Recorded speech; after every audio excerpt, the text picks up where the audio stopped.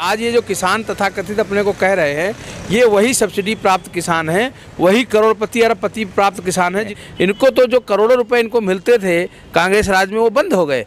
आज इनकी दलाली बंद हो गई, इनका बिजनेस बंद हो गया। तो इनको कहीं ना कहीं कांग्रेस की जैसे दुकान नहीं चल रही है, ऐसे इनकी भी दुकान बंद हो गई है। ये किसान आंदोलन रहा नहीं। जो आतंकवादी थे, जो इसमें छिपे हुए एजेंडे चलाने वाले लोग थे, वो सब तितर बितर हो गए हैं। अब कुछ भोले भाले किसान वहाँ जरूर बैठे हैं अपना डेरा डाल करके, वो इसी आस में बैठे हैं कि उनको कुछ ना कुछ धन मिलता रहता है और धन के बल पर बैठाए गए हैं। वो स्वेच्छा से नहीं बैठे हैं। राकेश टिकैत कोई किसान नहीं है, एक दलाली कर रहे हैं राजनीतिक पार्टी की और उसी का जो अपना जनाधार बना रहे हैं। क्योंकि आने वाले समय में वो चाहते हैं कि हमें भी कोई बड़ी पोस्ट मिल जाए, कोई हमें बड़ा नेता मान लिया जाए, हमें भी कोई राज्यसभा लोकसभा कहीं से हमें भी टिकट मिल जाए। तो ये इनकी सोच है। आशंका पे आंदोलन कैसे? लागू होने के बाद नुकसान फायदे पता चलते, लागू हुआ नहीं, आपने घेराव कर लिया। तो ये निश्चित है देशद्रोही ताकतों का ये बहुत बड़ा षड्यंत्र है। देश को कमज़ोर करना चाहते हैं। जो मोदी जी की लोकप्रियता पूरे देश में नहीं पूरी दुनिया में है, उसको कहीं ना कहीं हजम नहीं हो रही लोगों को, और उसको कम करने के लिए पहले भी प्रयास किया इन्होंने। शाहीन बाग का कांड किया, जो बढ़िया बिल लगातार पारित किए हैं, चाहे 3 तलाक का हो, चाहे धारा 370 का हो, चाहे CAA का हो, वो सब वापसी का एक दबाव बनाने का ही प्रयास है। तभी कह रहे हैं पहले वापस लो कानून। क्यों भाई? कानून बनाने संसद बनता है। तुम्हारे जो अगर तुम्हारे राजनेता थे वो संसद में बहस करें, आज भी कर ले, कल भी कर ले। सड़क पे कोई कानून नहीं बनता है और न सड़क घेरने से कोई कानून वापस होगा। ये किसान अच्छी तरह समझ लें। आज नहीं, 2 अक्टूबर नहीं, मैं कह रहे हैं 100 साल तक बैठे रहें तब भी ये कानून वापस नहीं होंगे। आंदोलन की बात हुई जब सुप्रीम कोर्ट ने व्यवस्था दी कि हम सुप्रीम कोर्ट नहीं गए, हम तो सरकार से बात कर रहे हैं। अरे तुम कुछ नहीं कर रहे हो, तुम ये दिल्ली के लोगों को बंधक बना रहे हो। दिल्ली के लोग बर्दाश्त नहीं करेंगे। ये अगर नहीं मानते हैं तो मैं दिल्ली के लोगों से भी कहता हूँ कि हम लोगों को भी कुछ ना कुछ सरकार से मांग करनी चाहिए कि इनको हटाए, नहीं तो हम लोग भी सड़कों पर आएंगे और इनको हम लोग हटाएंगे। आज ये किराए के लोग ले आए हैं, इनको किराया दिया जा रहा है। चीन अपने पैसे के दम पर ये षड्यंत्र पैदा कर रहा है, ये और कुछ नहीं है। इसमें नक्सली, इसमें जो कम्युनिस्ट पार्टियां हैं, इसमें कांग्रेस की जो चीन की चहेती है, ये सब मिल करके कुछ पैसे दे करके भोले भाले किसानों को बैठा दिया है और उनका शोषण कर रहे हैं। उनके दम पर ये कानून बदलना चाहते हैं कि जिससे मोदी जी की साख कमज़ोर हो, देश में नहीं पूरी दुनिया में, और चीन हावी हो जाए।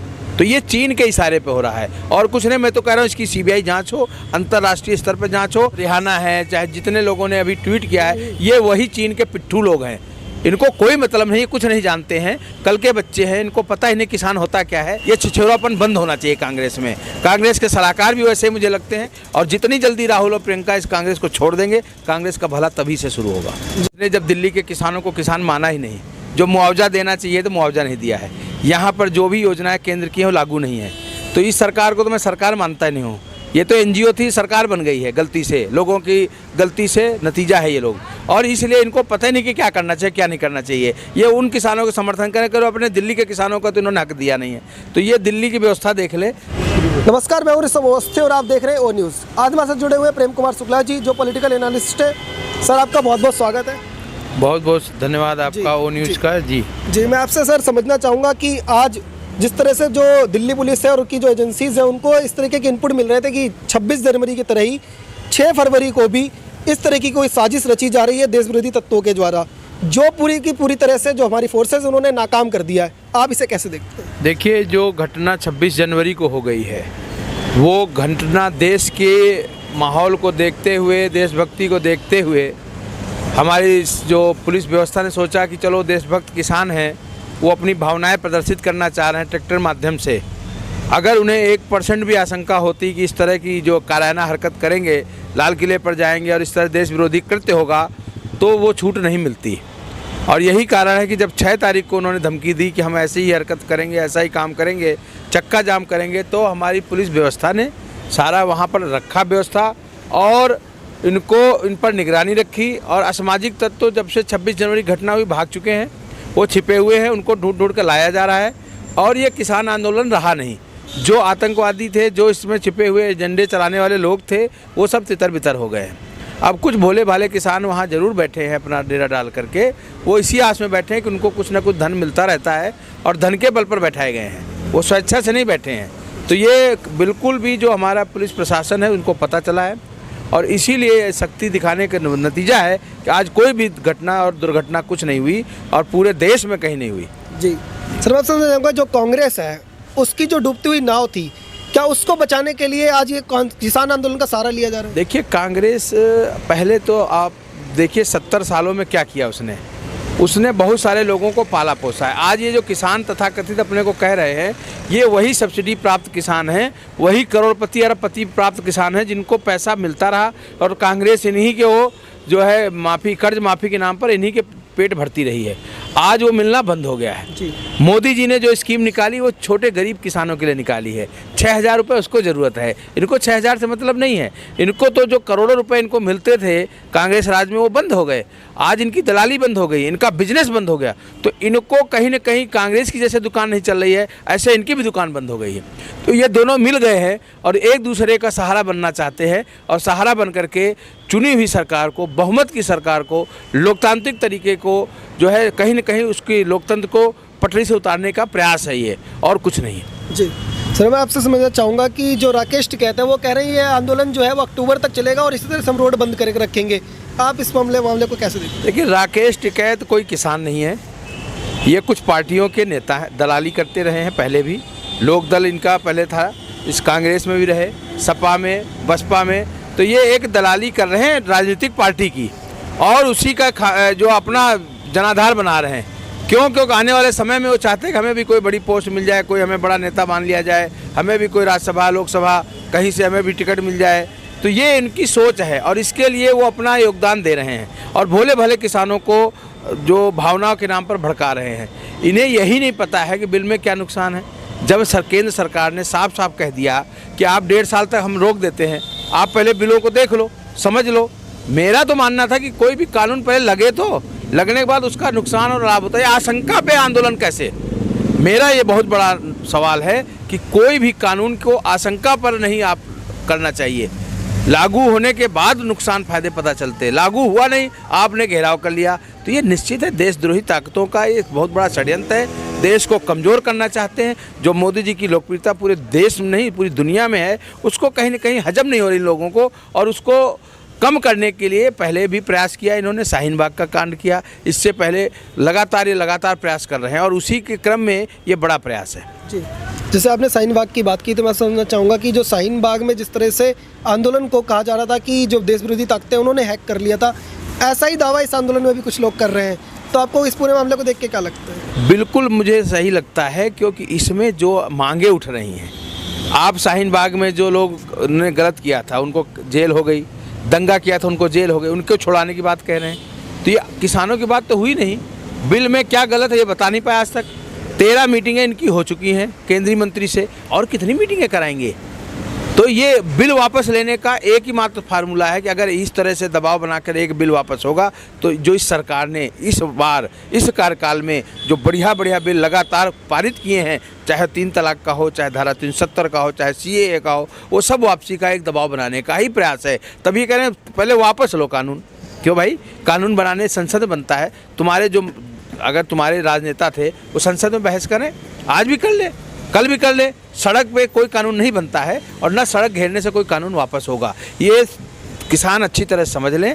आज नहीं 2 अक्टूबर नहीं, मैं कह रहे हैं 100 साल तक बैठे रहें तब भी ये कानून वापस नहीं होंगे।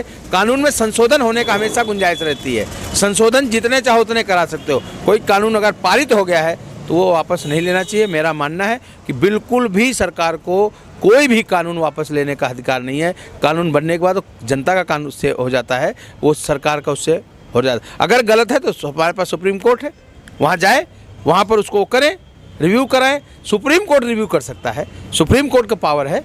तो सुप्रीम कोर्ट भी नहीं जाते। सुप्रीम कोर्ट तो कमेटी बनाने को तैयार है। सुप्रीम कोर्ट ने कहा कि हम मध्यस्थता के लिए भी तैयार हैं, पर वो सुप्रीम कोर्ट की बात सुनने को तैयार नहीं है। सुप्रीम कोर्ट जाना इसलिए नहीं चाहते क्योंकि यहाँ पानी का पानी, दूध का दूध हो जाएगा। वहाँ इनकी जो नकलीपन है, जो ये भेड़िए बने हुए हैं, जो सियार की खाल में भेड़िए बैठे हैं, ये सब बाहर आ जाएगा, क्योंकि सुप्रीम कोर्ट में इनकी चलने वाली नहीं है। और इसी कारण है, पहले भी कहते मैं सुप्रीम कोर्ट नहीं गया। जब आंदोलन की बात हुई, जब सुप्रीम कोर्ट ने व्यवस्था दी कि हम सुप्रीम कोर्ट नहीं गए, हम तो सरकार से बात कर रहे हैं। अरे तुम कुछ नहीं कर रहे हो, तुम ये दिल्ली के लोगों को बंधक बना रहे हो। दिल्ली के लोग बर्दाश्त नहीं करेंगे। ये अगर नहीं मानते हैं तो मैं दिल्ली के लोगों से भी कहता हूं कि हम लोगों को भी कुछ ना कुछ सरकार से मांग करनी चाहिए कि इनको हटाए, नहीं तो हम लोग भी सड़कों पर आएंगे और इनको हम लोग हटाएंगे। जी, जैसे आपने अभी कहा कि सुप्रीम कोर्ट की बात सुनने को तैयार नहीं थे, तो प्रधानमंत्री नरेंद्र मोदी हैं, उन्होंने भी कहा कि मैं एक कॉल पे आपकी बात सुनने को तैयार हूँ। कल कृषि मंत्री नरेंद्र सिंह तोमर ने संसद में कह दिया कि आप बस इतना बता दो उस पूरे कानून के अंदर काला क्या है। हर बार कहा जाता है काला कानून, तो कोई बात करने को तैयार नहीं। क्या आप चाहते क्या आखिर? ये कुछ नहीं चाहते हैं, ये चाहते हैं कि जो कानून बनाने की शक्ति संसद के पास है वो ख़त्म हो जाए। इस तरह का भीड़ तंत्र चाहते हैं, लोकतंत्र नहीं चाहते हैं। आज ये किराए के लोग ले आए हैं, इनको किराया दिया जा रहा है, और इसमें मैं चीन की साजिश मानता हूं।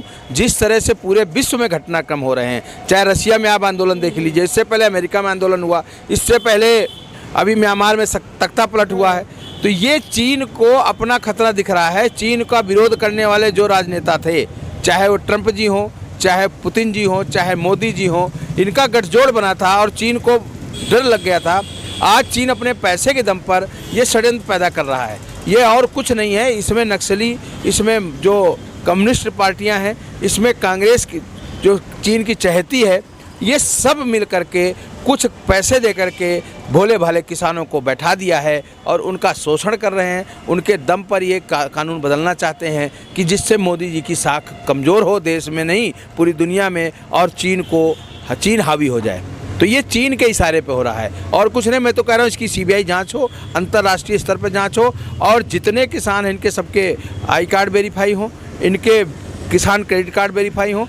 पूरी टीम, बाहर की टीम लगाइए, आप पुलिस की नहीं लगाइए, निष्पक्ष टीम लगाइए कि ये जो बैठे हैं दिखाएं इनकी कितनी खेत हैं, कितनी जोत है इनकी, और कितने बड़े किसान हैं। और अगर ये करोड़पति किसान है तो इन्होंने कितना टैक्स दिया आज तक? अगर टैक्स नहीं दिया तो किसान किस आधार पे हैं? इनको उद्योगपति माना जाए और इनको उस हक से हटा करके रखा जाए। किसान को केवल वही किसान हो जो 12 एकड़ ज़मीन का काम करता है, उसको किसान की मान्यता दी जाए। 12 एकड़ से ज़्यादा ज़मीन वाले सभी व्यापारी घोषित किए जाएँ, उनको किसान का दर्जा उनसे वापस लिया जाए, उनसे सारा टैक्स लिया जाए, और जो भी तोड़ फोड़ ये लोग कर रहे हैं सारा खर्चा इनसे ले करके भरा जाए। जी, मैं आपसे एक चीज़ समझना चाहूँगा कि जिस तरह से आज पूरे देश में से जो 2 टुकड़े गैंग इकट्ठा होता था, उसी तरह अंतर्राष्ट्रीय स्तर पर भी यही देखने को मिल रहा है। चाहे वो रिहाना हो, मियाँ खलीफा, इस तरीके के जो नाम जिनको किसानों से कोई लेना देना नहीं है, वो दिखाई दे रहे हैं। तो क्या साजिश इसके पीछे? देखिए, बहुत बड़ी अंतर्राष्ट्रीय एक गुट है जो पूरे विश्व में काम करता है और जिसको चीन पैसा देता है। चीन अपनी महाशक्ति बनने के लिए अमेरिका को दिखा रहा है कि अमेरिका कमज़ोर पड़ रहा है, तो चीन पूरे दुनिया में अपनी शक्ति दिखाने के लिए ये फंडिंग कर रहा है। ये जो रिहाना है, चाहे जितने लोगों ने अभी ट्वीट किया है, ये वही चीन के पिट्ठू लोग हैं। इनको कोई मतलब नहीं, कुछ नहीं जानते हैं, कल के बच्चे हैं, इनको पता ही नहीं किसान होता क्या है। अगर ये किसानों को जानते होते तो किसानों के बारे में भी बताते किसान होता कौन है। मैंने आपको बताया है कि आज देश को ये संकल्प लेना है, सरकार को ये कानून बनाना चाहिए कि किसान किसे माना जाए, किसान मजदूर किसे माना जाए और मजदूर किसे माना जाए, ये भी तय हो। और उसके बाद उनकी छटनी हो कि असली किसान कौन है, व्यापारी किसान कौन है और उद्योगपति किसान को। किसानों की भी 3 कैटेगरी की जाएँ, जिससे पता चले 4 कैटेगरी। एक किसान मजदूर जो किसानी के लिए मजदूरी करता है, एक वो किसान जिसकी अपनी खेती है 12 एकड़ तक, वो किसान है छोटी अवधि का, और जो उससे बड़े हैं वो किसान व्यापारी हैं, और उससे बड़े हैं वो किसान उद्योगपति हैं। तो उद्योगपति किसानों से टैक्स लिया जाए, व्यापारी किसानों से टैक्स लिया जाए, और जो किसान है और मजदूर किसान है उसे सब्सिडी दी जाए, उसे मजबूत किया जाए, उसकी इनकम को 2 गुना नहीं 4 गुना किया जाए। ये भारत सरकार से हम आग्रह करते हैं। एक चीज़ मैं आपसे और समझना चाहूँगा कि जो राहुल गांधी और प्रियंका गांधी हैं, वो पूरे लगभग इस आंदोलन में लगभग गायब रहे, कई बार विदेश भी गए, और आज अचानक से उनको क्या ऐसा आ गया कि अचानक से जग गए और ट्वीट पे ट्वीट करके किसानों से सहानुभूति जता? देखिए, उनके पास काम करने के लिए कुछ बचा नहीं है। मोदी जी ने उनके लिए कोई मुद्दा छोड़ा नहीं है, और उनकी राजनीतिक समझ भी इतनी नहीं है। वो तो राजनीति के रूप में शून्य है।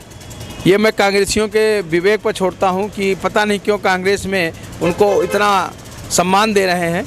कांग्रेस में ऐसे जो ज़मीनी नेता उनको आगे आना चाहिए, और कांग्रेस को एक सशक्त विपक्ष की भूमिका निभानी चाहिए, सशक्त मुद्दों पर काम करना चाहिए। ये छिछोरापन बंद होना चाहिए कांग्रेस में। कांग्रेस के सलाहकार भी वैसे मुझे लगते हैं।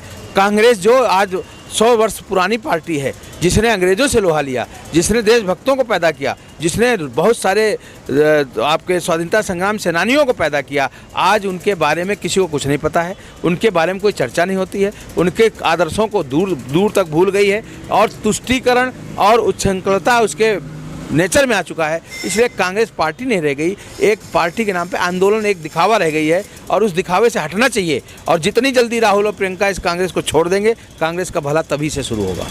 तरफ तो जहां पूरी दिल्ली को दोबारा से बंधक बनाने की प्रयास हो रहा है, दूसरी तरफ जो दिल्ली के मुख्यमंत्री हैं और उनकी जो पार्टी है वो किसानों के साथ सहानुभूति दिखाने का ड्रामा कर रही है। तो आप इस पूरे को कैसे देखते हैं? देखिए, मैं दिल्ली सरकार के बारे में ज़्यादा कुछ नहीं कहना चाहता हूँ। ये सरकार भी अवसरवादी सरकार है। इसने जब दिल्ली के किसानों को किसान माना ही नहीं, जो मुआवजा देना चाहिए तो मुआवजा नहीं दिया है। यहाँ पर जो भी योजनाएं केंद्र की हैं वो लागू नहीं है। तो इस सरकार को तो मैं सरकार मानता ही नहीं हूँ। ये तो एनजीओ थी, सरकार बन गई है गलती से, लोगों की गलती से नतीजा है ये लोग। और इसलिए इनको पता ही नहीं कि क्या करना चाहिए क्या नहीं करना चाहिए। ये उन किसानों का समर्थन करो, अपने दिल्ली के किसानों का तो इन्होंने हक दिया नहीं है। तो ये दिल्ली की व्यवस्था देख ले, सबसे ज़्यादा ज़रूरी इनके लिए है। दिल्ली में आज हर तरह से व्यवस्था है, चाहे सफाई की लेकर के हो, चाहे प्रशासन की हो, हर तरह कमियाँ हैं। और अगर हम गिनाने लगें तो लाखों कमियां आज हमें दिल्ली में दिखाई पड़ती हैं।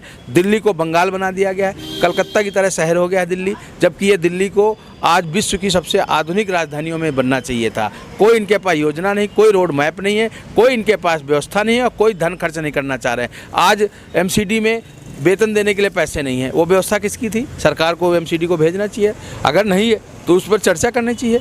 अपनी कमियों को छिपाने के लिए किसानों को ये मदद करने का ढोंग कर रहे हैं। ये किसी की मदद नहीं करना चाहते अपने के अलावा, और ये केवल दिखावा कर रहे हैं कि कुछ किसान वहाँ से आए थे पंजाब से, पंजाब में इनका कुछ थोड़ा बहुत जनाधार है, उसको बचाने के लिए ये मजबूरी में वहाँ खड़े हुए हैं। ये किसान हितैषी बिल्कुल भी नहीं है। ये केवल और केवल दिखावा करने वाले लोग हैं। इनको मैं यही कहना चाहता हूँ कि अपने जनता, जो दिल्ली की जनता है जिसने तुम्हें इतना बहुमत दिया है, उसकी सेवा करने में अपना पूरा समय लगाएं तो बेहतर होगा। दिल्ली को स्वर्ग बनाएं, दिल्ली को टोक्यो और न्यूयॉर्क जैसा शहर बनाएं, जिसके लिए आपको चुना गया है, ना कि आपको इस तरह की गतिविधियों में शामिल होना चाहिए। जी, ये तो मसद प्रेम कुमार शुक्ला जी, जिनका कहना है कि चाहे वो राहुल गांधी हो, राकेश टिकैत हो या फिर अरविंद केजरीवाल हो, इन सबको अपनी जो राजनीतिक रोटियां सेकना बंद करना चाहिए। और अब समय आ गया है कि सरकार को खुलकर इस बिल को पूरी तरह से लागू करना चाहिए और किसी भी तरह की जो भी इसमें अफवाह फैलाने की कोशिश कर रहे हैं उनके खिलाफ कार्रवाई करनी चाहिए। आप देखते रहिए ओ न्यूज़। धन्यवाद। जय हिंद।